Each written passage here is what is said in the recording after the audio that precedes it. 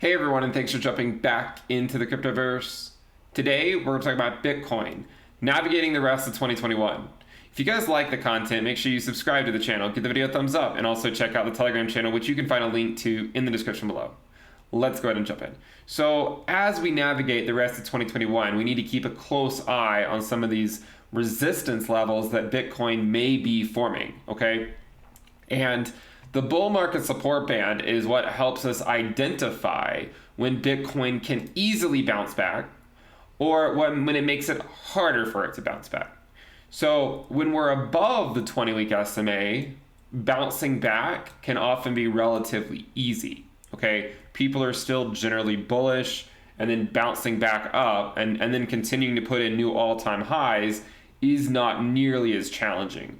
When Bitcoin's below the 20-week moving average, the bounces back up can be a little bit more bearish and call into question how likely is it to actually put in a new all-time high for Bitcoin in the short term. So we've sort of entered these new waters right now. So when we talk about navigating 2021, what do we mean? Well, again, there's two main trains of thought with Bitcoin. One, that there's going to be a peak of the cycle at the end of this year, which is certainly still a possibility. It's not a theory I'm a fan of, but the way that it could happen is if we quickly, and I mean quickly, within the next few weeks, get back above the 20-week SMA and start holding it as support and then continuing the next leg of our journey. Okay, so that would be the way to navigate it in the event that Bitcoin is able to get back above the 20-week SMA in the short term. Doesn't have to happen immediately. Okay, doesn't have to happen immediately. If history is any indication, we know that we can get closes below the bull market support band and still ultimately continue on our path.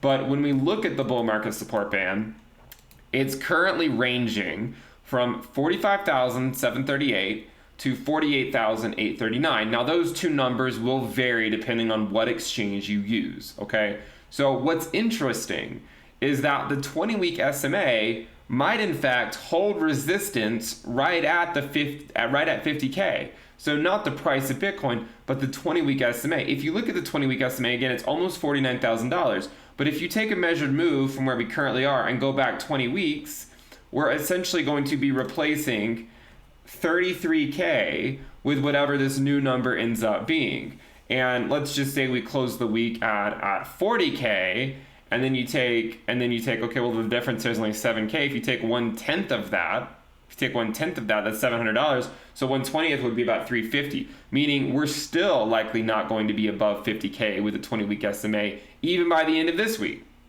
So there's a chance, as we've discussed, that when we sort of followed this every step of the way, we noted the cross of the 20-week SMA and the 21-week EMA. We said normally we test the bull market support band within a few weeks after the cross. After the cross, we test the bull market support band within a few weeks. It appears so far we were too far gone. This is similar to 2013 because we had not tested the 20-week in so long, we ended up closing below it. Last cycle, remember, we tested it every few months. This cycle was different so far. We had not tested it in so long. So the argument was, are we too far gone, in fact, to hold the 20-week SMA as support? So what that means now is that if the 20-week SMA starts to roll over and then it starts coming back down, it could start to act as some level of resistance. Okay, it could start to act as some level of resistance. There have been plenty of people in the past who have noted crossing the 20-week when it's moving down versus crossing the 20-week when it's moving up. And if you take a look at the last few years, you'll notice that when Bitcoin crosses the 20-week SMA when it's moving down, a lot of times it tends to be sort of a fake breakout, where it might go up for a little while, but it doesn't necessarily mean that the bull market's starting. So here is the 20-week SMA was going down, we broke through it, but it was unable to put in a new all-time high. Here it was going down and we broke through it, but again, it was unable to put in a new all-time high. And in fact, it went lower than it was the previous time. The next move above it, the 20-week moving average, was actually moving up right here. And then that was when the bull market officially started. And you can also see that we ended up coming back down and holding it as support just a few months later. So now, when we're looking at it, if you're sort of thinking, okay, well, what is the plan for 2021? There are two trains of thought. Again, the first one being, which is what a lot of other models show that I don't really talk about here, because I have my own models that I feel say, that I identify more with, and I think they say it's going to be longer. But if you identify with the models that argue for a cycle peak at the end of this year, what you would be looking for, is for us to quickly, and I mean quickly, get back above the bull market support band in the 20-week SMA, and to start pushing higher before it necessarily rolls over and starts coming down. Okay, because if we can do that, then we have a chance to put in a cycle peak by the end of the year. If that doesn't happen, and the 20-week rolls over like this, okay, and we get a more drawn out cycle, which is what I'm leaning towards, then you may look to the 20-week as a form of resistance. Okay, it might act as a form of resistance. And maybe we get some rallies back up, but we need to see if we break it. And so I'm just preparing people for the future video. Whenever we rally back to the 20-week SMA, we need to figure out, okay, are we going to break it? And move up? And if we are going to break it, is the 20-week actually moving up? Is the slope positive? Like, is it moving upwards? Is the slope positive? Or is it moving down? And that could dictate, sort of the short-term outlook of a move above the 20-week moving average. So again, if you're looking for a cycle peak by the end of this year, I would say within the next few weeks, maybe even the next month or so, you would want to see a decisive break above the 20-week moving average. If on the other hand, we don't get that, and it ends up being more so what I think could happen, and it could be a longer consolidation phase followed into another leg of our journey later on in the cycle, then it would make more sense for us to consolidate for a while. And that doesn't necessarily mean we have to just go straight down. It doesn't mean we don't. It doesn't necessarily mean we have to go straight down. It could mean we chop sideways for a while. Okay, it could mean that. If you look back at the last cycle, there were definitely phases where we just moved sideways for half a year at a time. Okay, so there are definitely phases of cycles like this.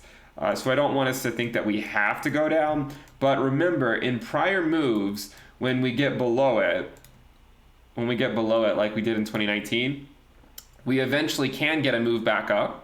But a lot of times that 20-week can act as resistance. Okay, and even when we do get above it, when it's moving down, it still could be a fake breakout. And in that situation, I don't necessarily think we're going to go into one of these 2 to 3 year phases where it takes us to make a new all-time high. I don't think we're at this point. Or this point where we just go down for, say, the next year, followed by a 2-year accumulation phase or something. I don't think that's going to happen. But what I could see happening is similar to to over here, where you have maybe a brief consolidation phase followed by another leg up in our journey. So if 2021 is met, let's say for the next few months, let's say the next 5 months or 6 months or something, if it's met with, say, prices that look something like this, and we get a consolidation phase like this, then this is what I would consider to be an accumulation phase for Bitcoin. Okay, this is what I would consider to be an accumulation phase for Bitcoin. Up here, things were obviously heated, and we identified that things were heated by looking at the ROI as measured from the cycle bottom, the ROI as measured from the halving, and noting that we were ahead of schedule. If we come back down here, then we're no longer ahead of schedule. And in fact, at this point, we're not ahead of schedule based on where we were last cycle, at least measured from the bottom. In terms of measured from the halving, we still are ahead of schedule. So if in fact Bitcoin continues sort of a move like this, and we get a longer consolidation phase than some people might expect, okay? Because I know a lot of people are sort of banking on this immediate rebound to like, 60K and onwards within a month. And if that doesn't happen, which I think there's a decent probability it doesn't, if that doesn't happen, then the 2021 plan, right, the 2021 plan is to look at this as a potential accumulation phase for Bitcoin as we head into maybe the next leg of our journey into 2022. This is how I would be looking at the markets. Now, if you want to operate in a deterministic mindset, then you can do that. And I know a lot of people are doing that and are operating under the assumption that Bitcoin will immediately rebound and continue higher. You could be right. You could be right.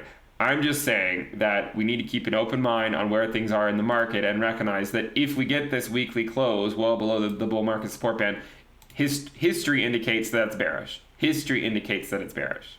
Okay? I'll be the first to agree that we could get a relief rally.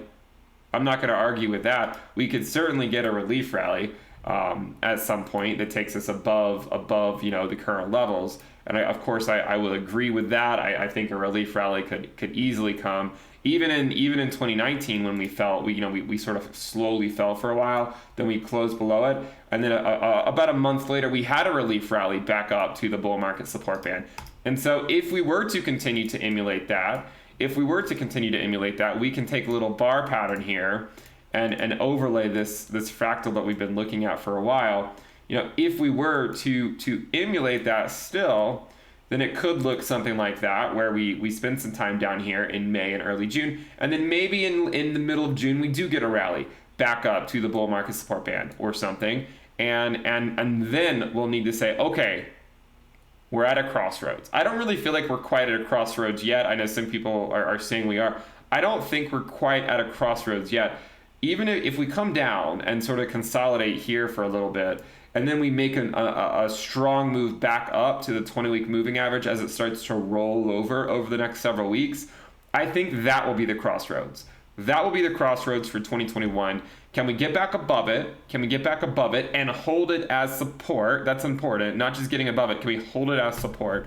And if we can, then we're off to the races. And I would agree there's a much higher chance that the cycle peaks in 2021. If we don't, and we just keep getting rejected by it, and we keep coming back down and do something like this, similar to what we did in 2019, then I think we need to have an open mind and say that, okay, we've discussed the idea of cycles lengthening for a long time. It seems like it might be playing out in that scenario, and we could be just getting a lengthened cycle. So hopefully that makes sense when you're thinking about planning for 2021. I know those are the two main possibilities. Remember, no one's going to tell you exactly what's going to happen every single day. I think the best thing is to plan for sort of both scenarios, and to say if we go down, it probably represents a great accumulation phase for Bitcoin before what I would consider to be an inevitable move to 100K and even above 100K. I don't think that Bitcoin will peak right at 100K. Now, if we go up and then go straight to the bull market support band, hold it as support, and then go up, I would argue there's a much higher chance that we don't go as high. Like maybe we would peak at 100K in that scenario if we're unable to really come back down and reconsolidate for a while. Okay, so this is what I'm looking at for the rest of 2021. Either a consolidation phase that lasts for 3 to 6 months, followed by another leg of our journey, or we immediately get above it and then put in our cycle peak in 2021 in line with what a lot of other cycle theories point out. If you guys like the content, make sure you subscribe to the channel, give the video a thumbs up. Also check out the Telegram channel, which you can find a link to in the description below. Remember to check out the premium list. You can find a link to the sale on that in the description below as well if you want to lock in the lower rate and find out how I'm navigating these markets. Thank you guys for tuning in. Click the bell icon to turn on your notifications and subscribe. I'll see you next time. Bye.